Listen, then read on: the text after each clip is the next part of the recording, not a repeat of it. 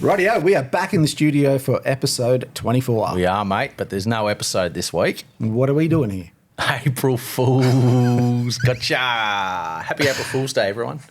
Rightio, and you've got a bit of an April Fool's joke for people later in the episode, is that right? I have, mate. I started as a joke, but it certainly wasn't. It was actually a nailed. But anyway, more on that later. We've also got a bit of a vegetarian take on some barbecue goodness. But anyway, let's hook straight in. Episode 24. Let's fucking go. Yeah, let's jump straight into it and let's get started with the elephant in the room, and that is meat stock.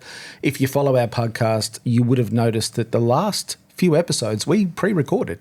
We had to. We were busy. We were doing meat stock, and it's been a bit of a bumpy road, let's just say that. Definitely been a bit of an adventure. Yeah, so to get to the point, meat stock Toowoomba got cancelled because there was a cyclone and it was heading straight for Toowoomba. Bit of info on the ground was the Saturday night it actually hit pretty hard for a few hours, which wouldn't have been ideal if we had 10,000 campers in the field. So we made the right decision. Yeah, look, we did, but it's still a tough pill to swallow. A lot of people would rather we just get on with it, but obviously it was a pretty serious incident. It did fizzle out a little bit, but for the most part, you can't take a risk on these things. Safety comes first. Well, that's it. Like, I saw a few people on Facebook saying, oh, Alfred's not doing its thing, you know, and it's like, well, did you want your fucking roof to blow off, bro? Like, this is best case scenario, right? Yeah. So, look, the disappointing thing is it was sold out. It was going to be our biggest meat stock single day ever, and tickets were gone. So it was going to be a fantastic event and a full house, packed crowd, and it just didn't get to happen. So that was disappointing. It was. But anyway, onwards and upwards. Onwards and upwards. And that leads us to Bendigo. So Bendigo was on the following week. It wasn't as big as what Toowoomba was going to be, but it was still pretty bloody cool, right? Yeah, it was unreal. And I think too, from a crew point of view, I probably enjoyed Bendigo more than I would have because it wasn't coming off the back-to-back, which can be a really, strenuous couple of days of work. So yeah, Bendigo sort of had its own limelight this year. The crowds came out to support us. It was bloody hot. It was like 38 degrees Celsius. But let's look through some of these photos. We had some live music, obviously a heap of barbecue and pitmasters. We had Fire Kitchen. The PBR bull riding came to town. We had some great barbecue. Just the atmosphere was really, really cool. These are just some of the photos we're flicking through from the event. That's a cool shot, isn't it? It's super cool, man. And on the music front, we had Oliver Anthony, Chase Rice, Red Ferrin, and if you hung around for the music, this is the crowd. It's pretty cool. If you hung around for the music, you weren't disappointed. That's it, and a lot of people too, they were there for just the music. Like, a lot of guys were peeling in through the gates, stopping at the Q Club, grabbing a big Yeti, and then just parking in front and just enjoying the whole day. Yeah, and this is Red Ferrin doing a shoey in front of the crowd. He's about 8 years too late on that trend, mate. But I've noticed now, Australians do not let international artists get away with not doing a shoey. Like, they really pressured Oliver Anthony to do a shoey, but I don't think he did. I think he refused. But they put the pressure on. It's the cliche Aussie heckle now. So this was the crowd. It's pretty cool. Jack Daniels coming out to support us. Better beer. It was really cool. All the good stuff. And those new big inflatables got revealed, mate, the big ones next to the side to the stage. Yeah, so that's something that you worked on. It was pretty cool to see them come to life. It was. And the funny thing was, they're, 7 metres high, but they were absolutely dwarfed by that stage. And they stayed in one place, which is a win. We did have 1-ton blocks holding that thing down, though. Jesus. Okay, this was the crowd. Finished off the night with some fireworks. It was a great ending. So, yeah, appreciate the Bendigo or the Victoria crowd for coming out to support us on what was a bloody hot day. It was. It was a cracking event, though, mate, so hats off to you. And that's the artwork that you finished up with. Tell us a bit about that one. Yeah, so I had to come into this one with a bit of a plan. Because of the heat, it actually affects the way the paint comes out of the cans. They spit and carry on. It mucks around with the pressure. So I had to sort of start this thing at 7 a.m. on the 2 days and finish up about 11 once the sun came over the wall. Yeah, managed to get it done. Bit of good times. We've got the Smash Burger on there. We've got the Barbecue Asylum, as Shane and Chloe Scott actually took this wall home with them, and it's now in their recording studio where they're going to do their classes and things like that, and a bit of a nod to all the sponsors in the Bendigo type there. And yeah, it was good fun, but yeah, had to work hard to earn this one. No, but another cracking piece of artwork. But I do feel like when you come to Meat Stock, getting a photo in front of your wall is a bit of a rite of passage at that event. Yeah, that's it. I mean, the first one we did in Sydney, it was right near the entrance, and that's what people were doing. Photo as they come in, photo as they go out. The wall gets done throughout the day, so you get a bit of a progress pic too. And yeah, it's good fun. Sometimes you get stuck for about 40 minutes minutes taking photos of everyone else when you should be painting. But yeah, it's good times, man. Great place to meet up with people and yeah, talk about the beauty that is meat stock. Yeah, well, that's enough about meat stock. We're going to get in. We've got a whole show to do. Bloody oath. All right, let's get into it. This is our fuck up of the week. This is where we get started with something that we've seen where someone's made a bit of a mistake, and this one is a weird one. Tell me about it. So this was posted by Scary Physics on Reddit, and he says, my sauerkraut disintegrated my aluminium foil. Is it still okay to eat? What are we looking at here? So we've got a cast iron pan. A guy's obviously tried to ferment his own sauerkraut and he's topped it with some aluminium foil, and there's been some sort of reaction going on there. Yeah, so the foil is kind of like fallen into pieces and gone all through his sauerkraut. Final Shock in the comments said, the pan looks like carbon steel, sauerkraut is acidic, and with aluminium foil on top, you've actually made a battery. Do not eat it. What? The original poster then said in the comments, too late, already ate it, I'll let you know. He's probably full of energy. So I was kind of like interested to know what happened to him, and this was posted 24 days ago. Now, I went back to check on him, and 21 days ago, he posted on a completely different thread that had nothing to do with this, and then that's the last he has ever commented on Reddit. Look out. So I don't know. He might be just walking around the streets at night, turning light bulbs on. Glowing. Look, I would not have eaten this. Probably wouldn't either. I've got a head full of fillings, so it'd be no good for me, mate.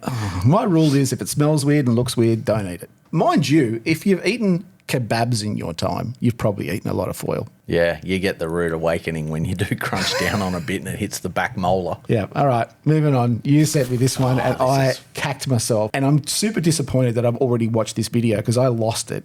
And I'm disappointed that I'm not going to react the same as I watch it the second time. But it was posted by The Cloudy Chef. Let's watch. 灵魂之子要 I don't know, man. It's still got the same effect, but that would ruin your fucking day, wouldn't it? So it looks like he's got a bag of sauce, and I want to say it's like a light hoisin or maybe a soy sauce. It's a lot of sauce, and he's missed the container that contains duck, and he has tipped it all over himself. All over his nice, crisp white shirt. But yeah, thoughts and prayers. One of the comments said, maybe don't put sauce in a bag. Fair point. That's how they do it over there, though. Bloody oath. All right, that was pretty funny. Okay, videos of the week. On to another funny video. I'm a bit confused by this one, so you're going to have to explain to me what is going on. You ready? Sure am. So this is actually the Meat Wagon, which is an installation at Meat Stock, and these two guys have had a bit of a sausage race, bit of Lady and the Tramp style, and that is just showcasing the love of barbecue. So it was posted by Smith Away Farms, and it was titled "Sausages This Weekend at Meat Stock Bendigo." Now That's a bad angle. Now the guy on the right, his name's Brett, and he's kind of like the head pit master. He's like the ringleader of the Heat Beads Meat Wagon, and I'm not sure who the person on the left is, and neither does Smithway Farms. And I think they just pulled this guy out of the crowd for this sausage off they're having here. And Smithway Farms says, does anyone know this legend? If we can find him, we'll send him some snags. I'd hate to see what he'll do when no one's watching, bro. But no, it's just a bit of banter. The boys bring the noise when Meat Stock comes around. This is their Christmas. I think Bretto has met he's met his measure there. I think Brett was way more committed. Yeah. Next. What, you don't want to keep watching it? No. This one is equally as romantic. This one was posted by Chicken Fried Barbecue, and they're a competition barbecue team out of the USA. Now, Denmar, who's our editor, Denmar, can you cue that romantic music for me and Sai again? Because I'm going to play this one, and I think it's pretty mesmerising. It is, mate. You ready? Look at that jiggle. So yeah, we've got some comp practice here by the look of it, and that reciprocating knife is doing all the work, so you don't have to apply too much pressure and potentially tear your brisket as you're slicing. But these guys have started posting some great content. You know, they're not gatekeeping at all with what they do behind the scenes, and yeah, this is beautiful, man. Not quite as nice as that sausage video, but still meat porn. So this, for me, reminds me a little bit of like Egyptian belly dancing. Like it's hypnotic. How? I don't know, it's wobbly and jiggly. Fair It's enough. a beautiful looking brisket though. Yeah. The jiggle that thing gets. All right, we'll move on again. Dishes of the week. So this one caught my eye. It's a little bit of food porn. What do you make of this one? It was posted by Alex Nad Real, and he says, "This is my first time cooking Wagyu tenderloin. How did I do?" Don't know if it's his first time because he's absolutely nailed it. That's just such a beautifully cooked coast-to-coast tenderloin. Got the béarnaise sauce, got the perfectly cooked chips, mate. Like steak frites, you can't go past it. Looks banging, doesn't it? He's done a So great good. job. This was the steak that he said. So he posted 2 photos and he said, to put things into context, this is what I started with, quality in, quality out. He said, I seared it for 3 minutes on each side in a cast iron pan. Good looking steak. Really good looking steaks. He's done well. I did like the comments though. All of them pretty much said the same thing, and that was, you know damn well how you did. It's a flex. How did I do? Is this any good, guys? I don't know. Mate, if I could afford Wagyu like that and cook it that well, I'd be posting it every day too. Yeah. And you know what? You deserve a flex cooking a steak like that. Okay. Next up, this one's Wild Pie. They were set up at the Yeti booth at Meat Stock Bendigo, and they do Australian wild game pies and sausage rolls, but they had a special menu at Meat Stock and some really cool items. They had wild venison and macadamia kofta, and they also had spiced chickpea sausage with garlic sauce and a sumac salad. Yeah. But I was you took lucky this in it. photo. Second dinner. So I was hanging out with some of the Yeti guys and we were eating some Brazilian flame. And one of them just happened to mention that they had wild boar dim sims at the Wild Pie tent. And I'm a sucker for a dim sim, mate. Being a southerner, I love them. And anyway, I went down, tried some, and they were everything I wanted and more. They were so good. They were gamey. They were spicy. They were just, the texture was on point. And yeah, spectacular feed. Yeah, so they were served with chili oil, black vinegar and green onion. And super nice people too. Super nice people. Joe Barrett, I believe, is the name of the chef there that was running things, and she's awesome. Yeah, and they were busy. Super busy, man. Really, really cool. Well, I'm glad you found some dim sims while you're in Victoria. Hell yeah. Okay, next one. Bit of brisket. Yeah, it's a beautiful looking brisket. Nice smoke ring, nice bark. So this one was posted by Josh Frank. He posted it to the Meat Church Congregation, which is a Facebook group, and he said, what do you all think? My wife makes custom cakes and is in the process of making a barbecue cake, and this is the brisket she made for the cake. Yes, there's going to be more, but she wanted to get some feedback. Is it cake? It's definitely cake. It's so good. It's April so good. Fools. Kylie Curry in the comments says, is this brisket or cake? I have no idea what is going on here, right? Because it looks just like brisket, but it's cake. Yeah, you can fall down some pretty wild cake rabbit holes if you're not careful too. Yeah, but I haven't seen meat done that well. No, I've never seen one done that well. Even got like the black rub on it. Yeah, wonder what they've used there. Probably just ground up a coconut shell heat bead. That's my secret.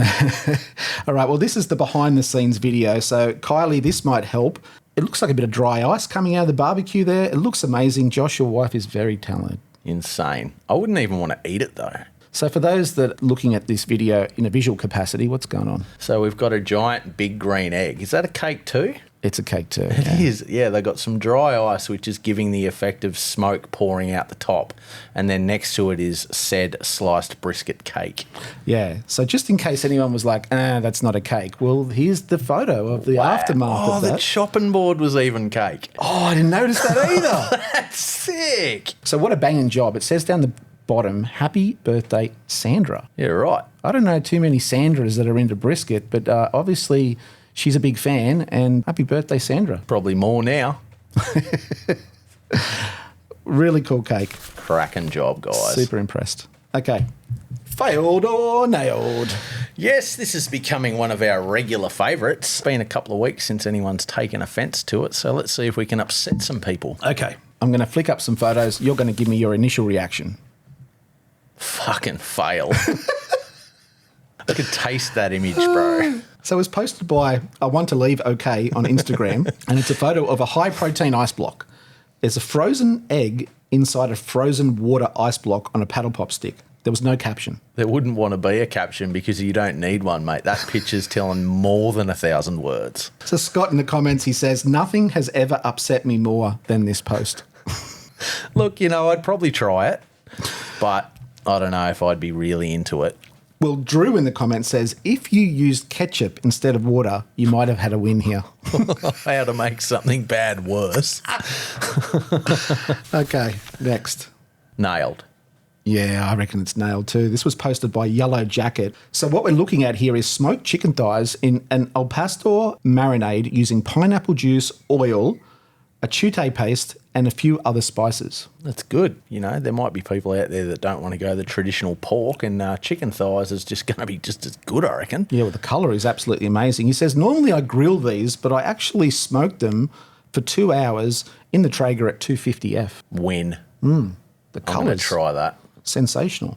He served it with some pineapple salsa and some Mexican crema. Crema. We've got some crema coming up in a couple of episodes. Well, I think this is banging. Cracking job. All right, next one. Oh, it's a hot mess. I'm going to say failed. Thought you might go this one. You always said pizza was a win. This is actually a slice of pizza. Fuck off. They've done a good job to hide it. They have. It was posted by Humans Oatmeal, and he says, I have made ramen pizza. And what we are looking at here is pizza dough, cheddar and mozzarella cheese, ramen noodles soaked in soy sauce with Kewpie mayo, takoyaki sauce, slices of Chinese pork, green onions, and sesame seeds. Look, now that you put it like that, I'd try it, but it's too much, man. Well, for me, it looks disgusting, but I'll take 2 slices. Yeah, exactly right. All right, we're on to products now. Let's get into it. Okay. Fucking hell. So this is Boomer's Barbecue. He seems to feature a lot on this show, Boomer. He does. But we had the luxury of catching up with Boomer in Bendigo. It was the first time we've physically seen him since we started filming our episode, and he has featured a lot. I think he realises now that we don't hate him. He's just one of the few guys out there that can take the banter. So And we look, love you, Boomer. If you're going to put pictures up like this in the internet, you might end up on a podcast. I'm just saying. Exactly. Once it's on the internet, it's not yours anymore. Okay, so what we're looking at here is Boomer has launched a new sauce for those that like it spicy. It's called Boomerero, and it's here. It's tang, it's spice with a kick of fire. It has. And he's covered up the nips so that the Instagram algorithm doesn't kick him off. So for those that can't see at home, he's in his You jocks. don't want to see. He's in his jocks. And he's got a couple of stickers covering his nipples, and the sauce is covering the down below parts. And he says all proceeds will be going to laser hair removal and spray tans. Good times. Next. This is me. Yeah, so you sent me this picture. You haven't told me much about it, so I'm eager to know. So I got sucked into one of those Instagram ads where they advertise something that's on special, and it actually was. And it's a KitchenAid attachment for the old classic KitchenAid benchtop mixer that most of us have got. And this is a metal meat grinder attachment. So you hook it into the front. So now next time I trim up a brisket or whatever, I can throw the fats and throw the offcuts in and have burger patty mince and all that sort of thing. So yeah, I mean, I think I got it for like $200 posted with the sausage attachment. So you're losing money not getting one. So you're going to get into the sausage game, hey? You're going to give it a crack? Nah, I'm not going to do the sausages. I'll do the burger patties, but I've watched the Bill Doomer special on YouTube of what actually goes into having a Kraken snag. Yeah, I can't fall down that rabbit hole, man. It's a deep rabbit hole. It's a deep rabbit hole. But the smash burgers, a bit of leftover brisket for smash burgers, you can't beat it. Yeah, it's a half-time cook, mate, when you got the brisket in the Traeger. Chuck the smashies on the griddle and, yeah, that's lunch. Okay, let's move on. Talking points. This one's going to get deep. You ready? Ready. Okay. The BBC has reported that this doner kebab pie was awarded the supreme champion at the British Pie Awards, and people lost their minds in the comments because it's a doner kebab meat pie. I'm all about it. This is the crossover we've been needing. I think so. And I think for those traditionalists that have lost it, there's an equal amount of people that would appreciate this. Bloody oath. But that's not why I posted it, right? I posted it so I could segue into this, right? We have some beef here in Australia, like literal beef, and I love a good bit of internet drama. Are you a fan of internet drama? Sometimes, from a distance. Like this is the Australian version of the Kendrick Lamar and Drake feud. Jeez, mate, that's a heavy, heavy hat to wear. Kebab wars, they're happening in Australia, and kebabs are a kind of like a humble, great value meal. It's Lebanese bread, thinly sliced meat, lamb, chicken or beef, served with lettuce, tomato, onion, tabbouleh. You can pick and choose these items, cheese and your choice of sauces. There is a lot of these places in Australia. There's nearly 2,000 of them, depending on if you ask ChatGPT or Google or other people. There's somewhere between 1,500 and 2,500, I think, in the country. So there's a lot. Right. There's they're- twice as many kebab shops as there is McDonald's. Oh, wow. I'm all about that, though, because, family-owned businesses, most of these, but they've really come out of the shadows the last few years. This used to be just the traditional after the pub meal, But Yeah. you can get kebabs at breakfast time now. But I want to say over the years, the quality has really diminished. You reckon? I reckon it would have gone up. I don't know. I think the quality varies depending on where you go. There's obviously really good ones left, but sometimes the meat that they have on the pole there can be a little bit dubious. Yeah. Okay, so that brings me on to this. So this guy's called Spanian, and you might know him from late night YouTube binges. He likes to travel to crazy parts of the world. He goes to places that the tourists wouldn't otherwise go, and he's a very entertaining guy. I'm actually a big fan. I like his content. He decides, in general, in Australia, kebabs are not up to scratch, and he talks a heap of smack. He launches his own kebab trucks. So he flexes, he breaks a few rules. He uses Turkish bread instead of Lebanese bread. He overloads them with meat and sauce. Some people love him, some people don't. Yeah, right. I'm pretty keen to try one. I reckon they look good. That's sort of stepping away from that traditional mystery meat wrapped up in the foil. And Spanian does a lot of travel and eats pretty well too, so he knows his stuff. Yeah, I think he knows his food. He's got a pretty popular YouTube channel where he does both travel and food. But I think for the most part, the critics are kind of like Australia's tall poppy syndrome, where us Aussies, we love to sort of drag someone down who's doing well. 100%. Okay, so insert Ox. His name's Ox Show here. And he's from Metro One, which is a kebab shop up the road in Ashfield. Now, I don't know if he still works there, but I think that's where he started. Now, this kebab shop up the road is no slouch. It gets 4.8 from 5,000 reviews on Uber Eats, which is crazy high. And he gets 4.5 out of 1,000 reviews on Google. So the guy knows what he's talking about. And he gives Spanian's Kebab a bit of a mixed review, which goes a bit viral. So on the left there, that's him giving the original kebab a review. And then now he's made a bit of a habit of reviewing kebab. His mission now that he is going to make kebabs great again, and he started off a little spreadsheet. He's reviewing one kebab a day, posting the videos on TikTok. He's being interviewed on TV, radio, you name it. He's become the authority on kebabs in Australia. At least he's not reviewing the classic Whole Health snack pack, mate, because he wouldn't stay the size he is for long. But yeah, I don't know, man. Like, I do enjoy a kebab. Do they vary that much? I don't think they do, and he even points out it's a standardised type of meal that they all decided across the kebab shops to standardise in much the same way as a Big Mac is standardised across different McDonald's, so you kind of knew what you were going to get. Yep, that's fair. That's what Ox claims.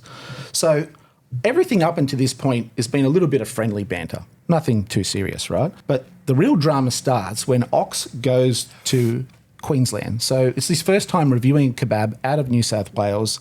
He goes to his uncle's kebab shop. I think it's his uncle. He calls him uncle. And he reviews the kebab and it falls apart. The kebab seems to fall apart within his hands. He still gives it an 8 out of 10. I think he's trying to be nice to his uncle, but he does call out the kebab for falling apart. This is getting deep because there's been a retaliation, hasn't there? So the problem is his uncle has quite the ego. He's Gold Coast Kebabs, king of kebabs. And the guy has his face on the tables. He's got a king chain on.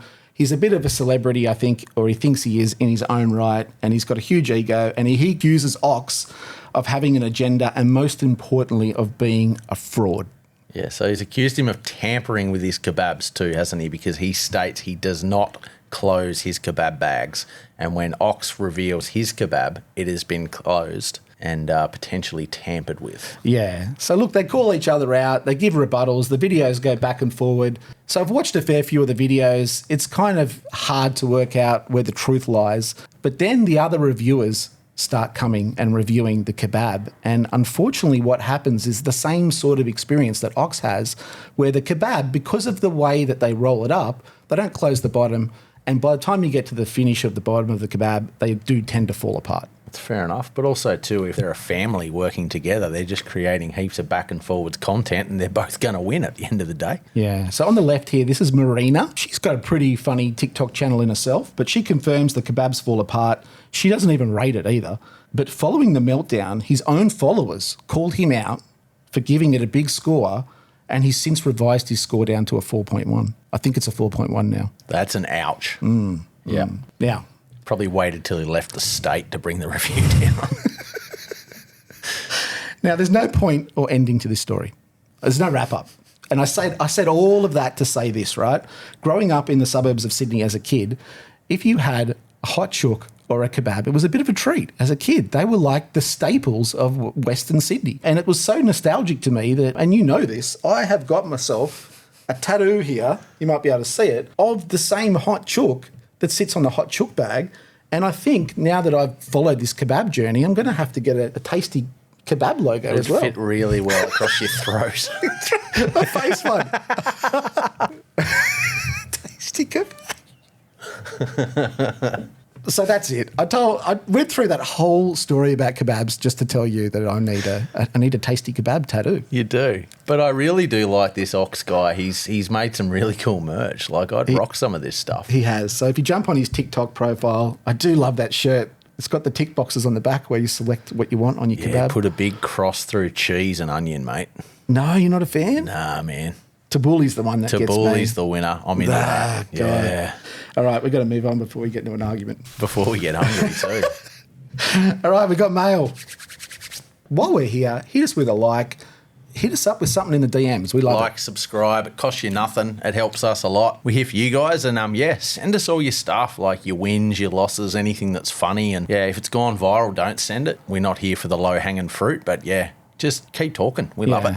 And that's true. Look, a lot of people have sent videos into us in the past, and they're kind of videos that have gone viral. So by the time we get around to them on the podcast, everyone's seen it. So we try and avoid them. But sometimes we put things on the show and they end up going viral during recording. So it's just the way it is. But we do have mail, and it's a bit of a long one, but it was sent in to us by Christopher Moore, and I won't read it all, but he says, I love the show. He works at Big Don's Meats in Perth, and they just had Andy Cooks visit them. Do you know who Andy is? Sure do. Big Don's an institution over there. I think they cook for 6 days to serve for 1, don't they? Yeah, so let's just have a look at the video here, and we're going to play it.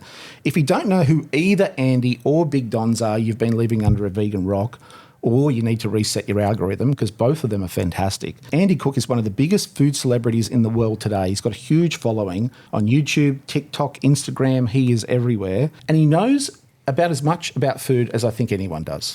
Yeah, he's one of these Instagram chefs that is actually a chef too. So, he's got a very strong culinary background. Quite often what he features is just what we believe in simplicity being the best. Yeah.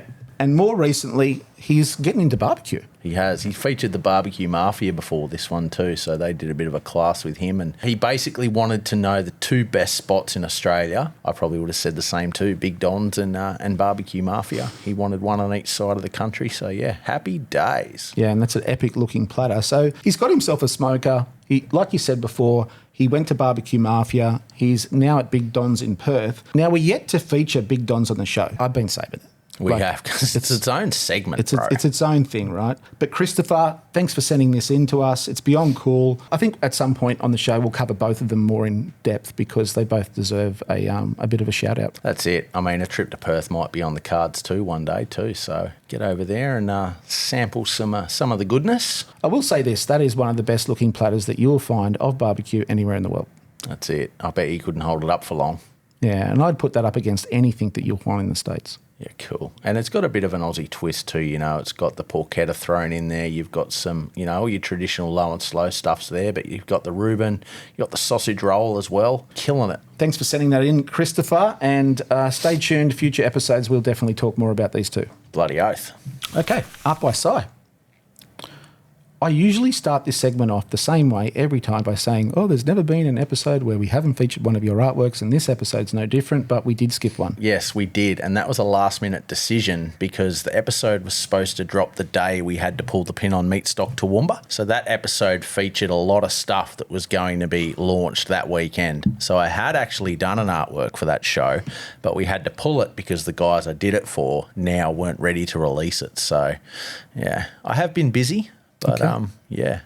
Well, tell me about this one. Righto. So This is for Snake Pit Barbecue, and this thing up on the wall here, before it was covered in stickers, is actually a product by our friend Mark, and he has created what he calls the Snake Pit. So the Snake Pit is it's a stainless steel device that makes doing the snake method in your Weber kettle even easier. So the snake method is where you normally stack the briquettes up around the edge of the kettle so that they create almost like a fuse and a slow burn. While with the Snake Pit, you can literally just pour the briquettes out. You don't have to stack them as neatly as you normally would, and it just makes it so much easier if you're a bit time poor. You can throw the bowl in the middle there if you want to have the water bath just to keep the steam in and that sort of thing. But good times. And this is basically just my version of an existing logo of his. Fun times. But yeah, if you want a Snake Pit, look them up. It's got plenty of stock available, and yeah, they're good fun to have in your Weber. They just streamline everything. Well, if you're trying to cook low and slow in a little Weber kettle, or any kettle for that matter, then doing the snake method is where it's at. That's exactly right. Okay, dishes of the week. Now, we've got 2, and you're probably going to upset people with both. Bloody oath. I'm not scared, mate. I upset myself. Okay, you didn't invent this one. I didn't invent this. But you're going to give it a crack. I did. I gave this a crack on the weekend. I saw it online. I sous vide a Jack's Creek steak, a ribeye or a Scotch fillet in the dishwasher. Now, I should have known this would work because when I lived in the UK, my ex-girlfriend's grandmother, all they ever said was she cooks fish the best. No one can cook fish as well as she can. And I asked her, I said, what's your secret? She's like, no one's ever asked. So she used to cryovac fish and put it through a dishwashing cycle, and it would essentially just steam it in its own juices, and it would be perfect because the dishwashers don't run super hot unless you put them on that function. But this thing went in for an hour and a half, and I didn't want it to work. I wanted to fucking debunk this myth. But anyway, when I pulled this thing out, it was coast to coast, 50 degrees rare the whole way through. Okay, so I just want to point out though that you cooked it with dishes too. Yeah, I put it through an actual cycle. Mind you, I didn't put soap in the wash just in case, just in case that might have penetrated the bag. But you had some dirty dishes in there. Yeah. Okay, but it was in a bag, so it's protected. Yeah, so it was pre-cryovac, and that's what it looked like coming out. That's what it looked like coming out. All the juices are still in there. So I probed it, hit 50 degrees all the way through. Then I rested it for about 20 minutes. So I cut it out of the plastic to stop it cooking any further.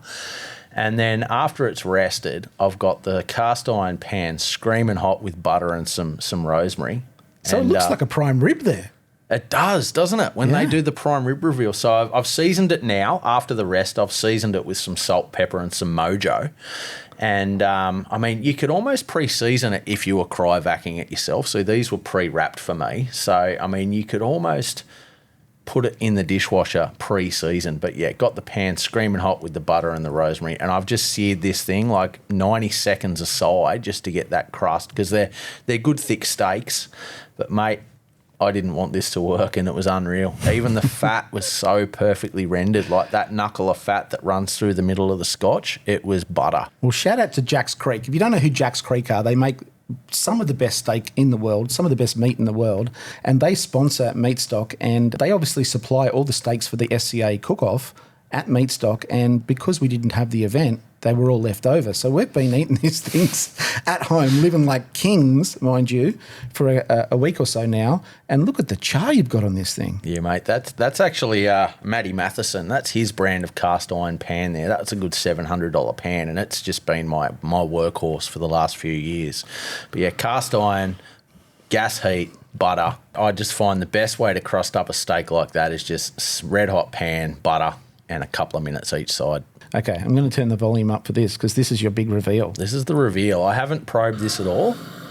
I'm just hoping that I've nailed it. I've got the glove on the wrong hand. But that was a win. My wife and my eldest daughter absolutely towed up this feed. Fucking good, don't you? In my Sunday best. All right, we'll look at the next video as well. A little bit closer to medium, but it's all the way through. I reckon that's a fucking win. But yeah, I cooked some of these steaks probably 4 nights earlier, and I didn't get them out of the fridge soon enough, so they weren't fully up to room temperature, and I found that, they still had that bit of rawness through the middle, but Still a bloody good feed, mate. Yeah, you've done really well. Look, for me, when you reverse sear a steak, you want to get that smoky flavour in it, right? So you do them in the Traeger or in a barbecue at low temperature. But if you're just after texture, dishwasher? Bro, Tick. if you've got to put a dishwashing cycle on before dinner, give it a crack. Chuck a steak in. Yeah. I mean, you could do like a chicken roulade or something like that, something that you're essentially going to sous vide. That's what your dishwasher's turned into, an express sous vide. All right, I don't know what we've done here, but we've created a monster. Send them in. Make sure the Cryovac tight, though, because you don't want anything leaking. Yes, you want to have your Cryovac tight as you can get it. Yeah. Okay, rightio. Tofu ribs. Dish of the week, mate. So a lot more people watch the short format Instagram videos than watch the long format videos, right? So today is April Fool's Day. That's right. So we're going to do a bit of a prank. We're going to try and take it pretty seriously, these tofu ribs, and we're going to see if we can trigger some people in the comments on Instagram. Yeah, and this isn't our content. This is a recipe I've stolen from Corey and Leon from the Cheat Meats. Appreciate it, guys. So, yeah, we're... Bunch of legends. Yeah, top blokes. We're just shedding some light on those. We got more on them later in a later episode. But, yeah, tofu ribs. They look great. Yeah, mate, nice and meaty, these ones. Nice big thick bones all the way through. I've had to trim a fair bit of this off, actually, because, yeah, lots of good healthy fat on there from some good grass-fed tofu beast there. And, yeah, trimmed them up, taken the fat off. You keep the fat, render it down in the soy milk. And, yeah, hit them with some La Flama Blanca, which is from Dark Side of the Grill. He's recently gone vegan, so he wanted us to shed some light on these and the flavour profiles. And, yeah, mate, banged them in the Traeger at about 275. Got a nice colour. Hit them with a bit of sauce, and yeah, didn't wrap them though. Didn't need to wrap them. You want to have all that smoke penetrate and that sort of thing. And good midweek feed, these ones, if you're trying to watch the meat intake. Personally, I wrap my tofu ribs, but you don't. No, I keep mine completely naked, mate. I want that smoke to penetrate. Well, like we said before, Mel's gone vegan, and this is one of his recipes. So shout out to Mel for sending that through to us. Yeah, Dark Side of the Grill. Check him out. But yeah, let's get that stunt cam ready, mate. Just show me what you got here. Oh, wow. So tender. Look at that cross section. Oh, wild.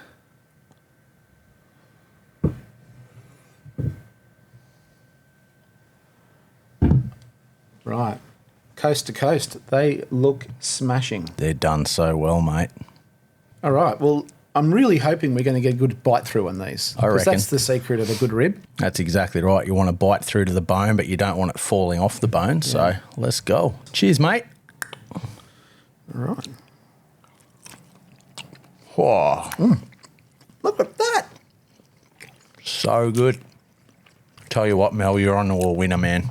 That smoke really does penetrate. It does. We're all about that penetration. Rightio. I call that a win. Bloody oath. Okay, encore.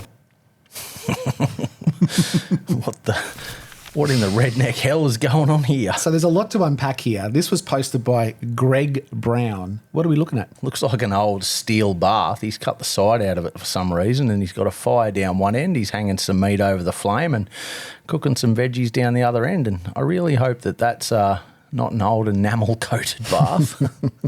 So he says in the post, open fire cook, tomahawk, frog chicken and veggies, pan-fried in tallow. This is the life. Good times. The Alfregoni frog chicken there and good bit of veggies going on, but I think he's mistimed his cooking here because those veggies are going to be done pretty soon. That chicken's got a couple of hours and you don't want that tomahawk on that too close a heat at this stage. But anyway, it's still a win. It's still cooking with fire and it's still a happy day. Yeah, now I've got a theory on this.